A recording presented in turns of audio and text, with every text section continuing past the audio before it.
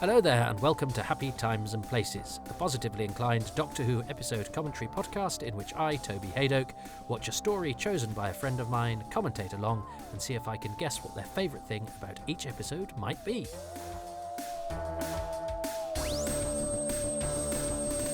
Hi Toby, I'm Steve Lyons. I'm a writer of Doctor Who and some other stuff, and I would like to challenge you to watch The Sensorites. Well, welcome everybody, and life is going to imitate art, because Jacqueline Hill is on holiday. She has left the Sensorites in episode 3 and will not return until episode 6, slightly transformed. Keep an eye out for that, eagle-eyed viewers. But I am also due to be going on holiday. I was going to say tomorrow, but it's past midnight as I record this. And I want to get a couple of episodes in the can, if I can. A couple of episodes in the can. I wonder if Jacqueline Hill has gone to see the Folie Vergère. No, I think she went to go sunbathing. I will get to that.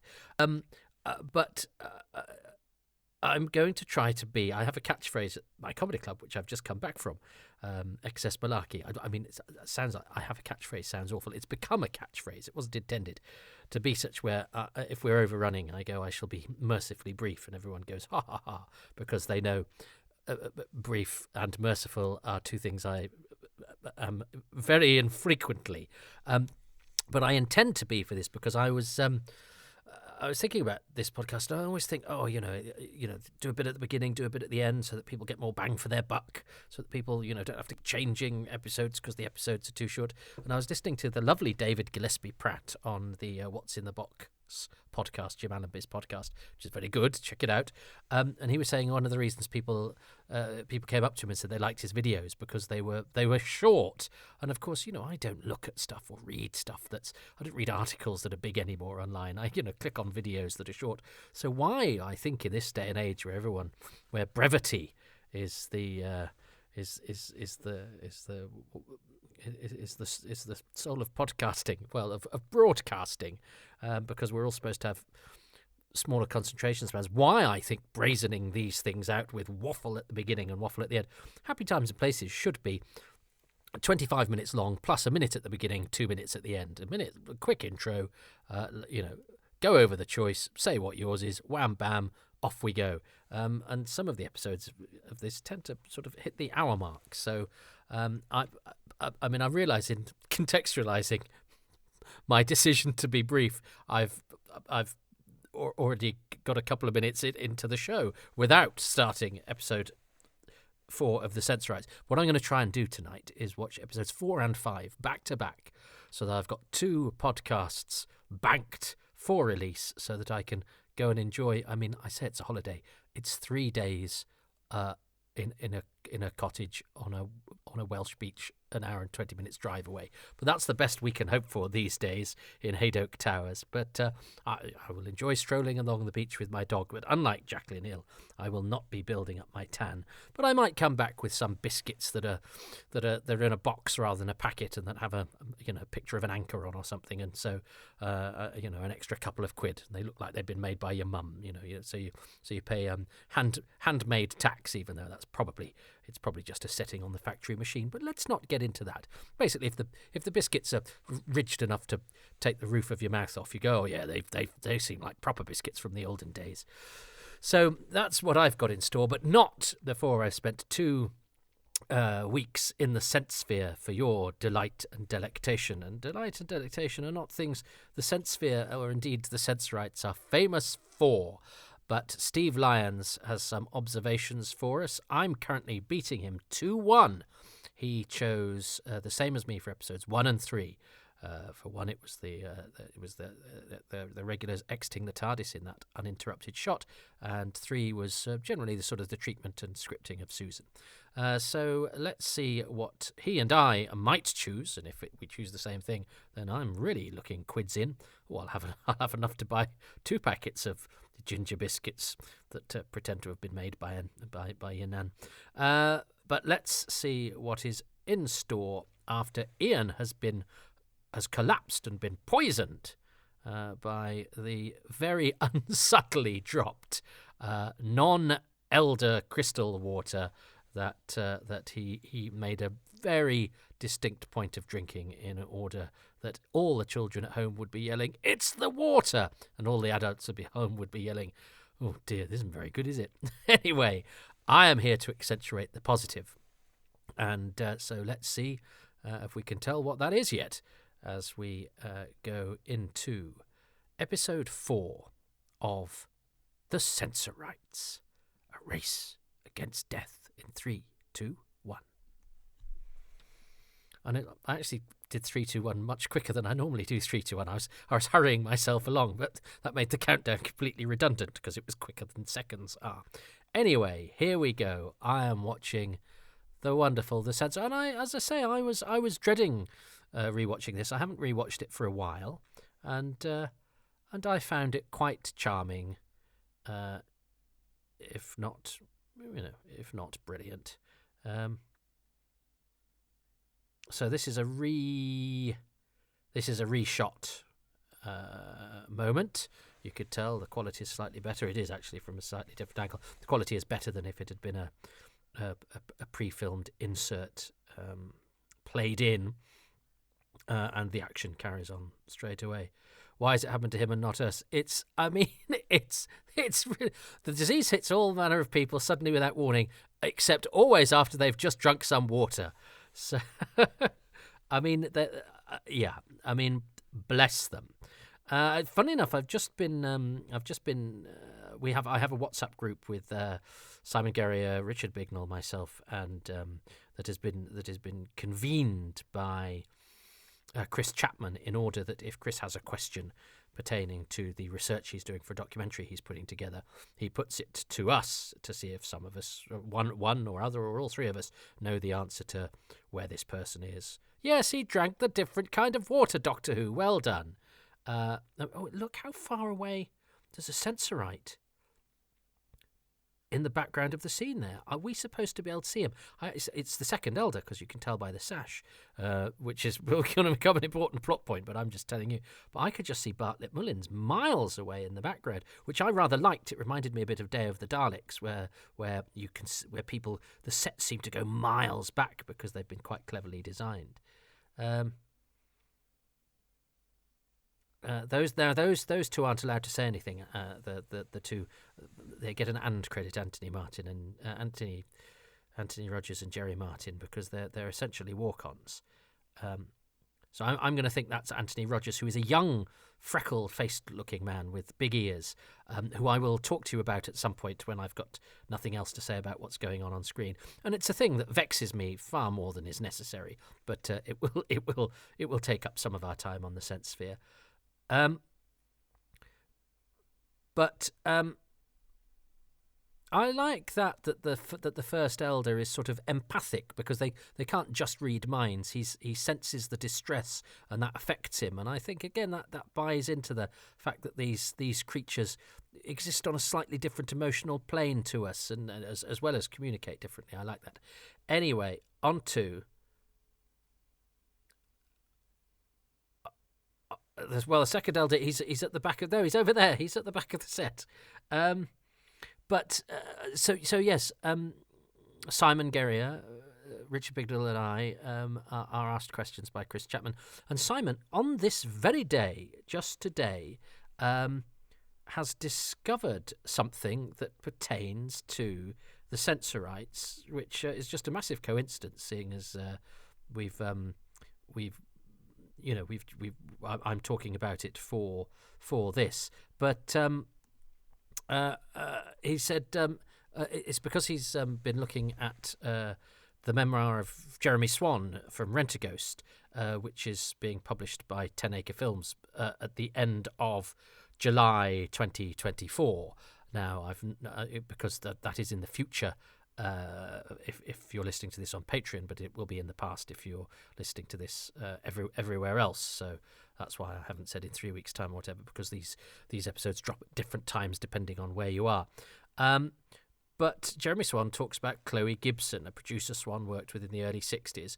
And Simon knew this name because she directed a TV play of David Whittaker's in 1958. Which was called The Marrying of Millie. broadcast in August 1958. And the very next thing that Chloe Gibson did was a TV play, 14th of October 1958, called Yesterday's Enemy. Writer Peter R. Newman. And Simon says you can just imagine David on staff and always on the making, asking Gibson what she was doing next and being introduced to her new writer.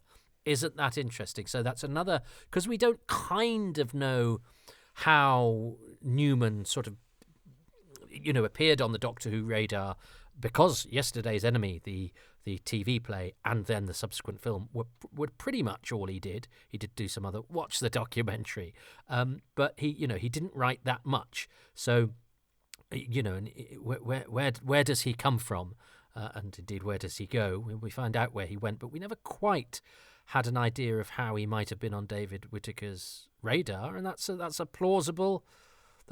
pretty plausible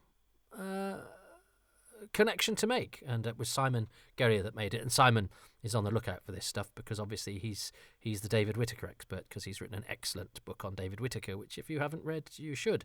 Published by 10 Acre Films, who will be publishing my Quatermass book, which again I won't specify dates because it's definitely in the future as far as patrons are concerned. I hope it will be out by the time that this drops for non-patrons, but you never know. I love John's hat, and again they there's no subtle underlying there where it's got the sort of musical sting, and everybody, nobody has an awful lot of guile in this story. I suppose we can.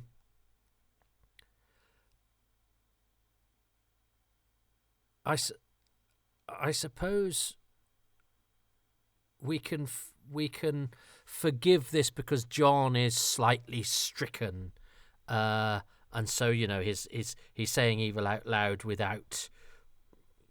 But now he's actually telling the evil guy what he's going to do. But you sort of buy that because John is sort of broken, and part of this cleansing of his mind is making him be honest.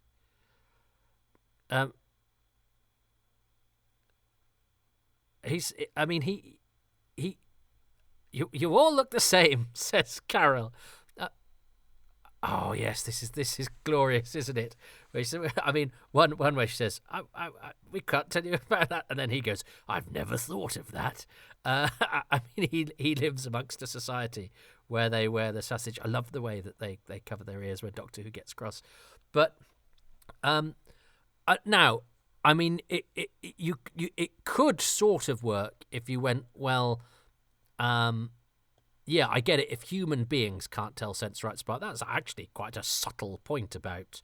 I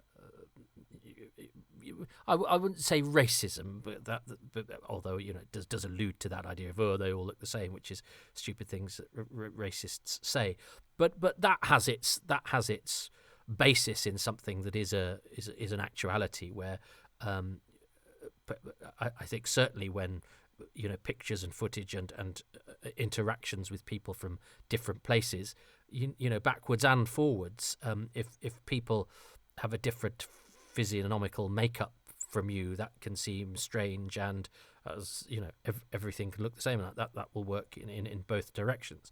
So you could call it racist if you like. I think it's sort of more anthropologically more interesting than that. But anyway, it could be sort of making that point. I don't think it is. I don't think it's smart enough.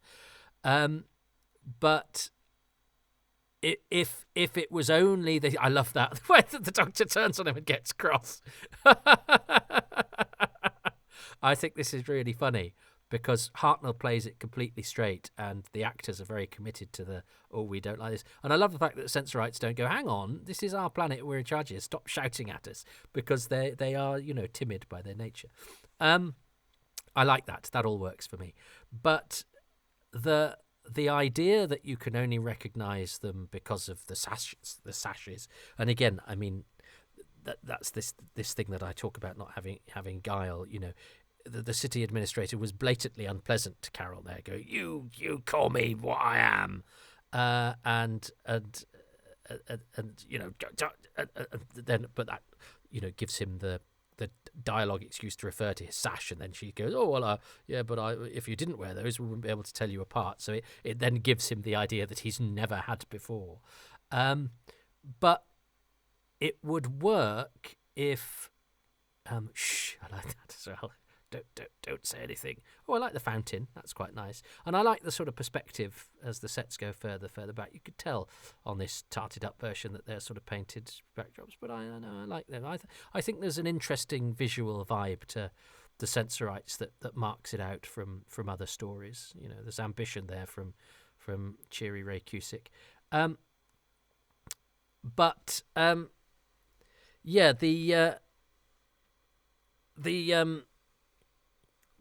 The idea that we might not recognise them, even though there are so many Doctor Who monsters that all look the same because the mask is taken from the same mould, because that's cheaper.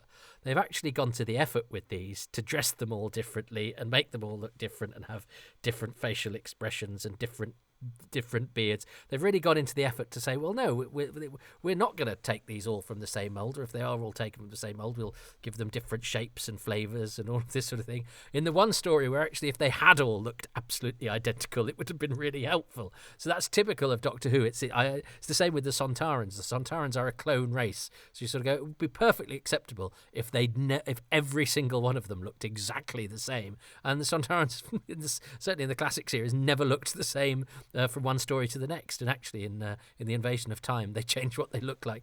Because Store on different studio sessions has different makeup applied, so Store doesn't even look the same in the same story.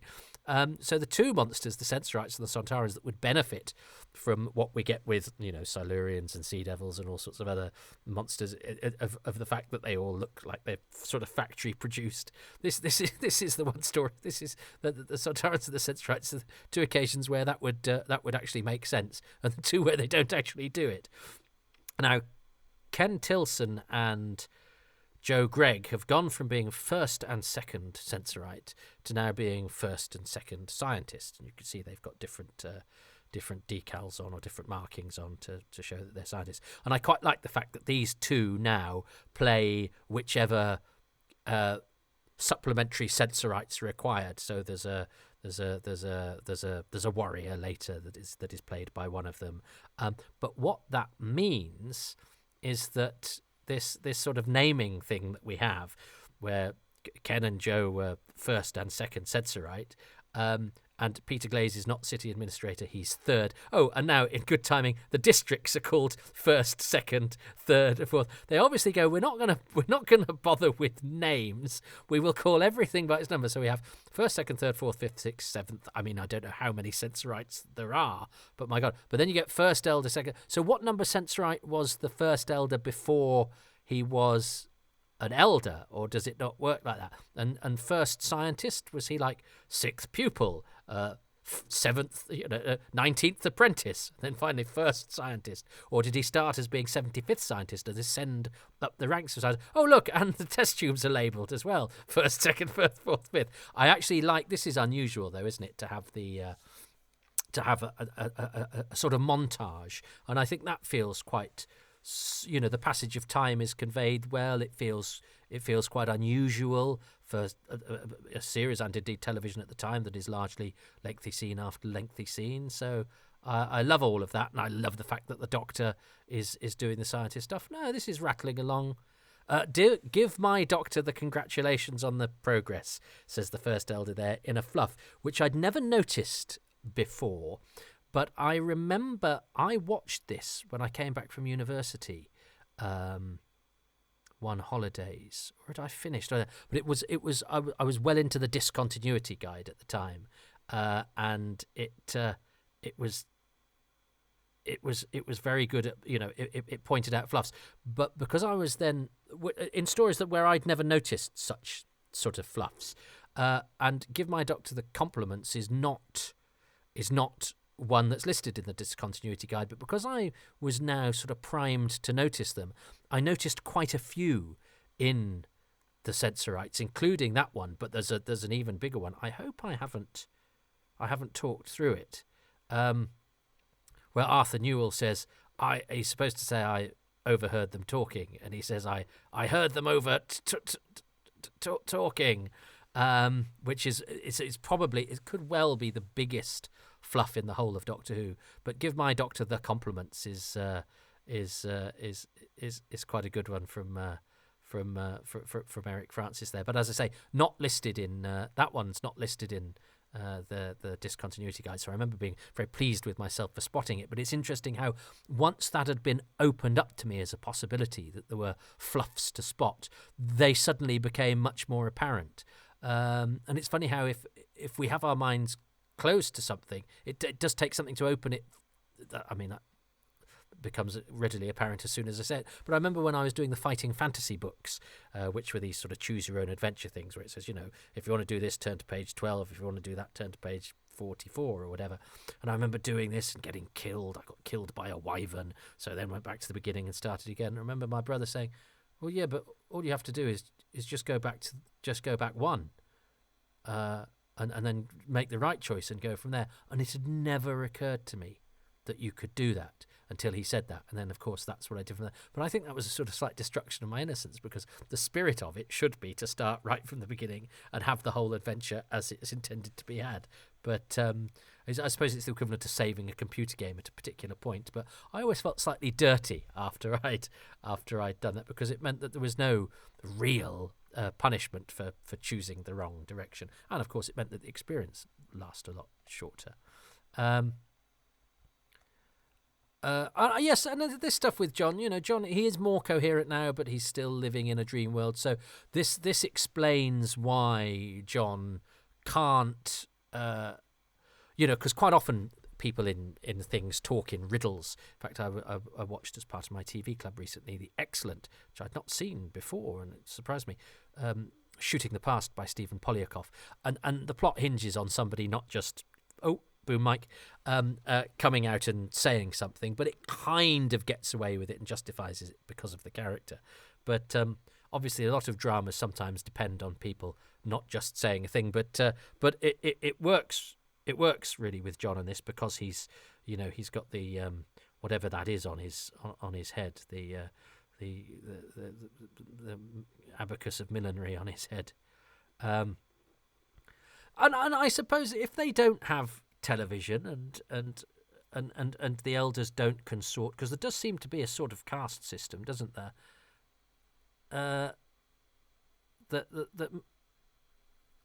But he's the scientist. I mean, they've been up close and personal with him. They've got clothes that zip up at the back as well. I referred to this last time in what shall subsequently be known as Bragate, but where I haven't actually looked up bras in Doctor Who. There's a suggestion that I might.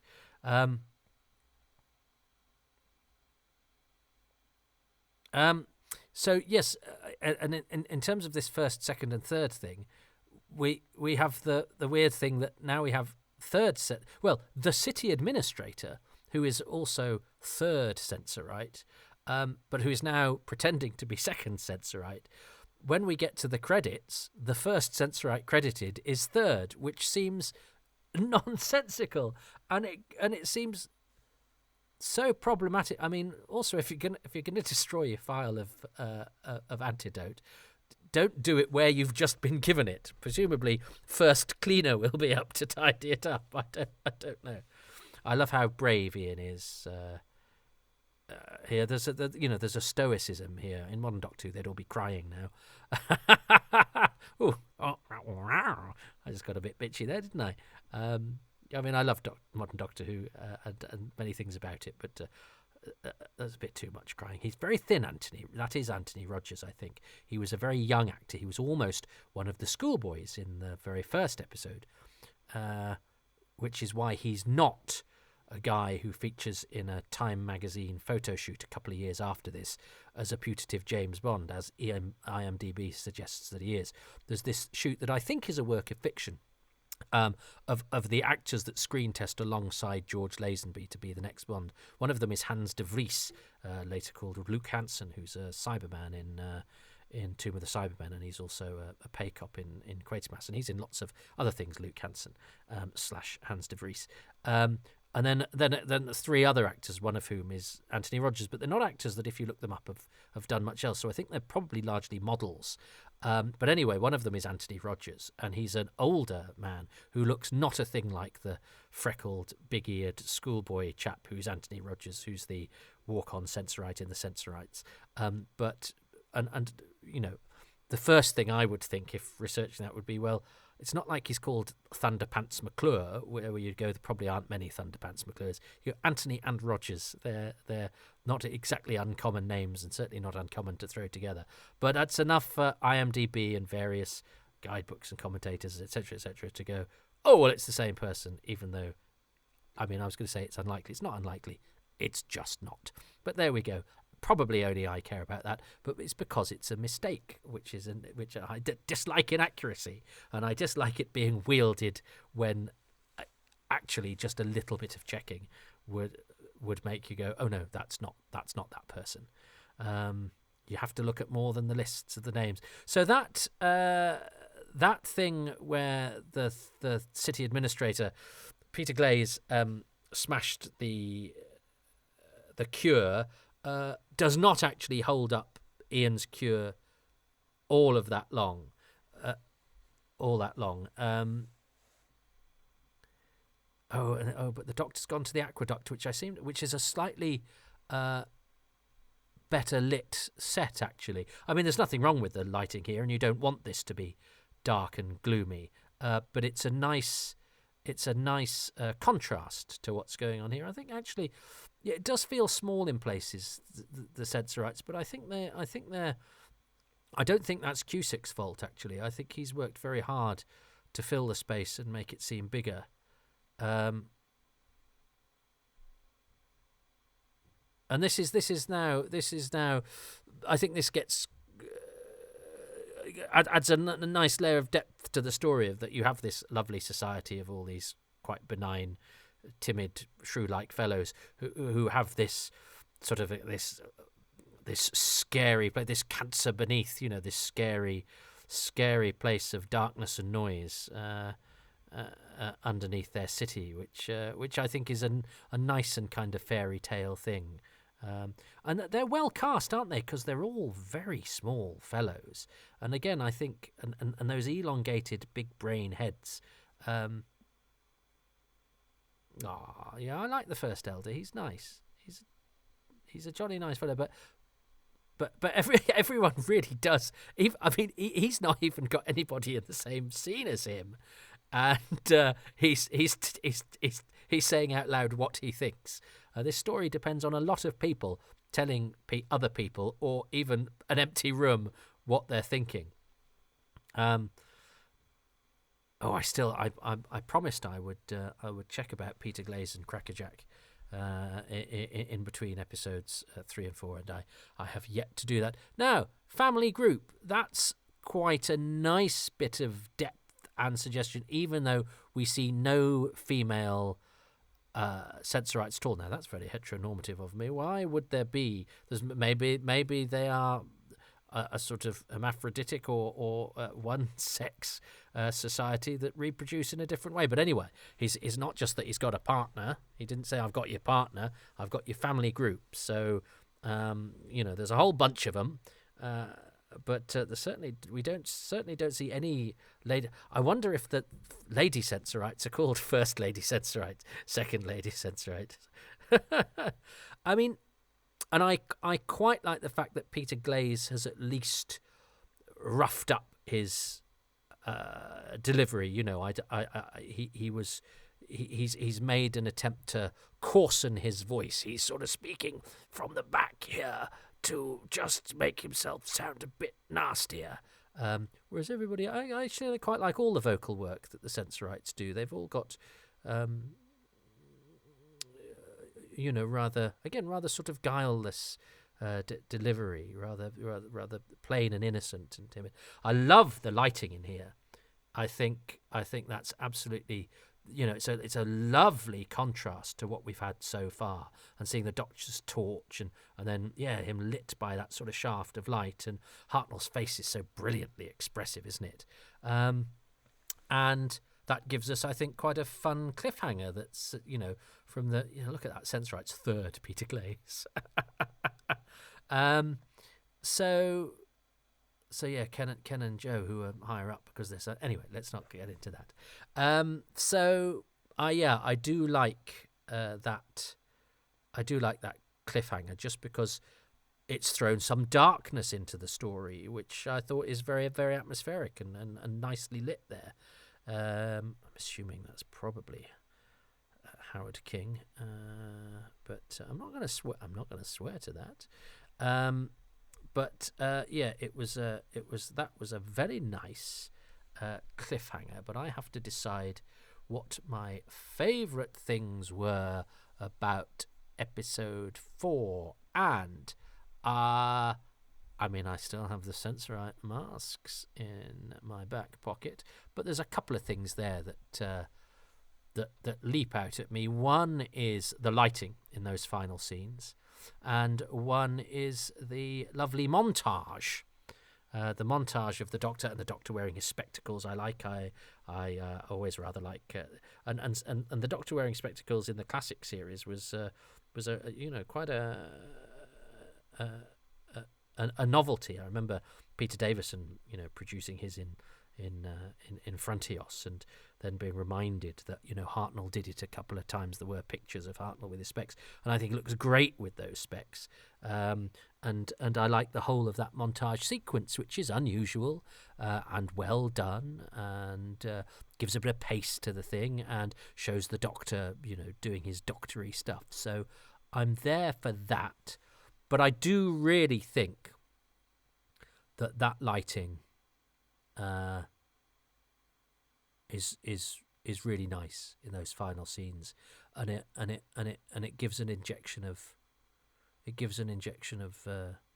atmosphere. It's actually, the lighting is Peter Murray, not Howard King. Interesting. I don't know Peter particularly. I always associate Howard King with doing a lot of the lighting, most of the lighting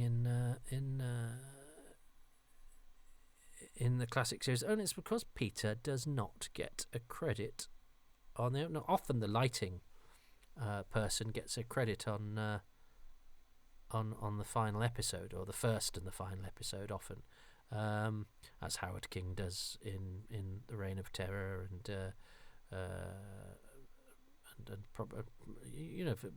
usually those sorts of crew members get credited in episodes 1 and the last episode, but not always. But no lighting, no credit for Peter Murray. So that's probably why his name didn't leap out at me. But I think he does a really nice job there. I think it, just as the episode is coming to a close, and just as the story is perhaps feeling a little grey in places, and again, that's largely to do with the fact that, everybody's, putting their cards on their chests, or sewing them into their sashes, and that we still have that slightly, Pathfinders in spacey kind of level of interaction and laying out of plot and character. But I did like, I do like.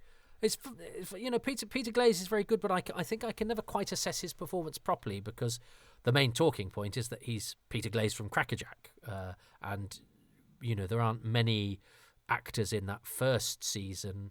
Well, there are actually most, but he seems to be a sort of notable, but not in the same way that, say, Darren Nesbitt is, or Alan Wheatley, is well known for Sheriff of Notting.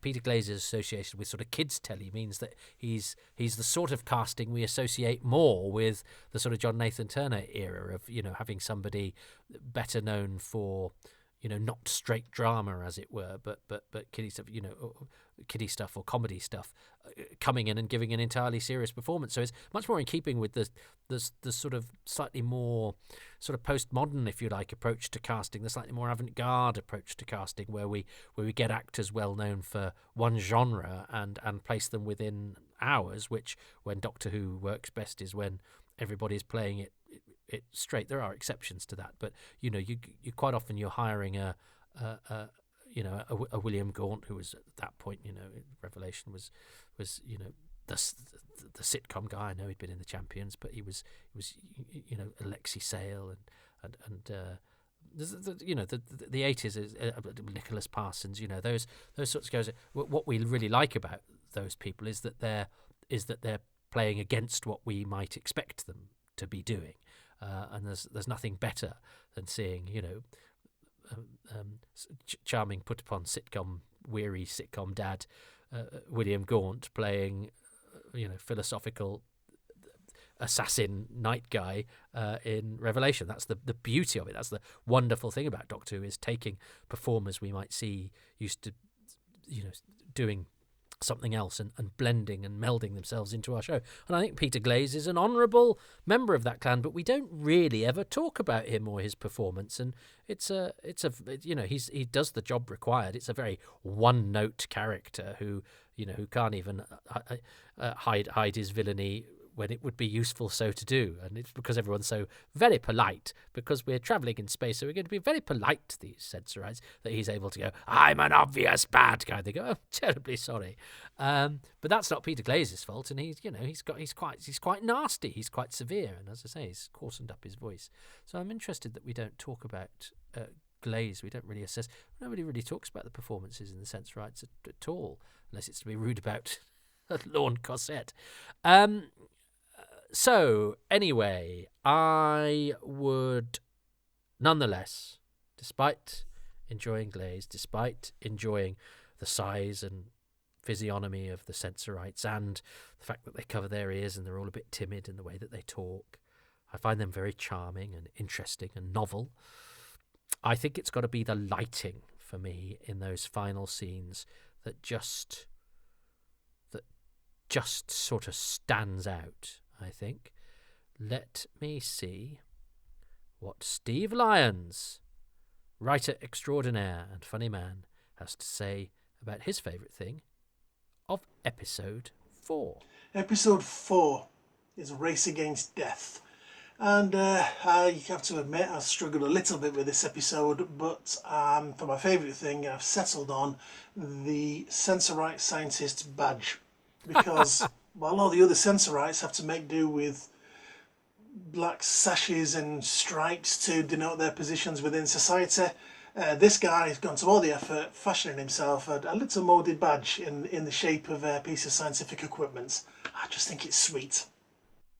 Okay, you really are struggling now, Steve. But okay, I have to say, I did like, I described it as a decal. I'm sure that's the wrong word, but I like the fact that I used the word decal. I do like the scientist's badge. I think it's quite fancy, and there's a lot more craftsmanship goes into that than into just a black thing round your neck if you're the city administrator. Maybe that's why he's so grumpy. It's like, why don't I get something fancy? I'm the bloody city administrator, and I get basically a dog collar. So maybe that's the root of his misery. And why he insists on being called third on the credits, because he's so ashamed of his badge of office. It's not a badge, it's a dog collar. But I think there were more. But I mean, you damn it with faint praise there, Steve. But I'm amused and enjoy. And somebody made that, and it was seen, and that's all it ever does in Doctor Who. That's all it ever does in its life in television, unless we see it crop up in an episode of Sykes or something. But I'm sure it doesn't. So I'm glad that we're able to shine the spotlight on the scientist's badge, because it was only there to be that, and it's meant something to somebody. And isn't that what effort and creativity and craftsmanship and all of that are all about? But having shone a light on that, I turned the lights off for my choice, because I really do like that moody, atmospheric look of that cliffhanger and that part of the set, which is lovely. So there we go. Well, I'm not going to wang on too much, because this is supposed to be short, and I'm going to be joining Jacqueline Hill by putting my feet up. So, and no apologies for that, because David Gillespie Pratt knows what he's talking about, and if he thinks brevity has been the key to some of his success, who am I to argue? So by the time I get to the end of this Happy Times and Places, they'll be like 3 minutes long. It has made me think actually about doing short videos on YouTube, but I can't do too many things. Anyway, I think, my happiest time and place is when I'm thinking of something else to do in my stupid head. But look, I hope you are well where you are. I'm going to turn the lights off on this episode of The Sensorites and declare this race, the one against death, to be over.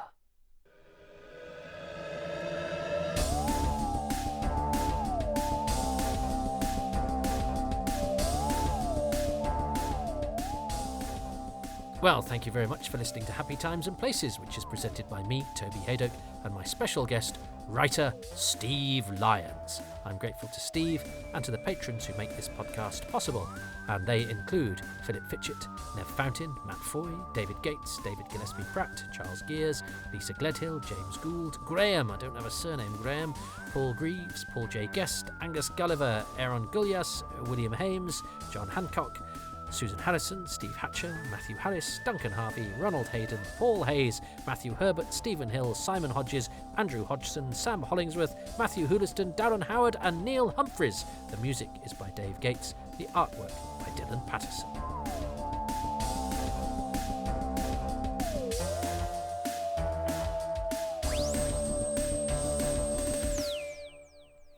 If you would like to join the names on the end of those credits, you can become a patron by subscribing to my Patreon page, patreon.com/Toby Haydock. There you can commit to a monthly payment of £3 or up, but for the lowest tier, for £3, you get all of the bonus material, all of the content, all of the visual and audio stuff. There are a few trinkets to lure you up to the other tiers, which go up to, I mean, you can give me £1 million a month if you want, but yeah, so it's pay what you can, / what you think it's worth, / what you can spare, whatever. It's a dirty business, isn't it? But there we go. It's the way we do things these days. And you get 3 releases a week generally, and hopefully it's worth it. And you can feedback as well and say what you like, what you don't like, or just join in the conversation. And it's a friendly place without people being mean to you because you might have a different opinion, and all of that. That's at patreon.com/Toby Haydock. If you don't want to do that, if that doesn't appeal, you can do a one-off donation anytime you like at kofi.com/Toby Haydock. You get nothing exciting out of that other than the satisfaction of pretending to buy me a coffee. But if you don't want to make a financial contribution, which is totally understandable, you can just give me a little bit of your time by going to iTunes, Podbean, Spotify, anywhere where you find these podcasts available, Toby Haydock's Time Travels, and give them a 5-star rating and perhaps write a few lines of review. It just helps to get the word out there about these and makes more people aware of them. I'm on social media. I'm on Twitter at Toby Haydock. These podcasts have their own feed at Haydock Podcasts. I'm on Instagram at toby.haydock, and I have my own Facebook page as well. And my website is www.tobyhaydock.com.